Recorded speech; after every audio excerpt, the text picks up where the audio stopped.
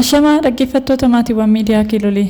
Guyyaa har'aa qophiilee lama qabannee jirra. Hangaruma qophiitti nu waliin ta'a. Gareen shororkeessummaa bu'uureffatee ka'ee jiru yeroo ammaa kana Itoophiyaa diiguuf karoora haaraadhaan socho'aa tureera. Naannoo Amaaraa keessatti gocha suukkanneessaa fi saamicha irratti kan bobbaafamee humni jaawusaa gocha badii gaggeessaa jira. Jaawusaan uummata Amaaraa irratti miidhaa geessisuun saamicha akka malee gaggeessaa tureera. Haa ta'u malee humni waloo raayyaa ittisa biyyaa uummata naannoo sanaa bilisa baasuuf sochii gaggeesseen dhaabbileen bakka sanaa tokko tokko banamuu danda'aniiru. Humni faannoo jedhee of moggaasee uummata hiraarsaa jirus yeroo ammaa kana magaalaa sana gadhiisuun gara baadiyyaatti baqachaa jiraachuu dhaga'amee jira. Naannoo Amaaraa kaaba Wallootti tarkaanfii jabaa fudhatameen ajajaa itti aanaa garee maafiyaa kan ta'e Halaamnoo Maabiraatuu fi humni waraanaa isaa waliin turan 26 madaa'uu fi kan ammoo haleelamuu isaanii odeeffannee jirra. Raayyaan ittisa biyya Itoophiyaa haleellaa gareewwan badii jaawusaa irratti fudhateen magaalonni akka Baardaarii fi Gondar bilisa ba'uun harka gootichaa galuun isaanis beekameera. Haaluma kanaan magaalota kunneen keessatti sagaleen rasaasaa akka hin jirre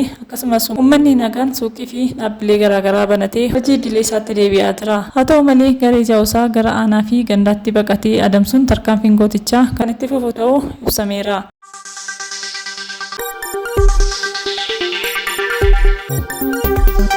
Ministeeronni dhimma alaa fi ollaa Sudaan ta'an magaalaa guddittii Chaad keessatti walitti qabamuun walitti bu'iinsa Sudaan irratti mari'ataniiru. Biyyoonni muraasni koree ministeerota dhimma alaa walitti bu'iinsa sanaaf furmaata barbaaduuf karoora karoorfame irratti walii galaniiru. Karoorichis dhukaasa dhaabuu fi humnoota Sudaan dabalatee haasaa akka waliigalaatti taasifamuu fi sodaa namummaan jeequmsa uumamuu kan hambisudha. Kana irratti Itoophiyaan walga'ii sanaaf ambaasaaddara ishee erguun irratti hirmaatteetti. Dhaggeeffattoota keenya qophii keenya asuma irratti goolabna. Hanga qophii biroo walitti deebinutti turtii gaarii qaba. Like, share, subscribe gochuun dagatina.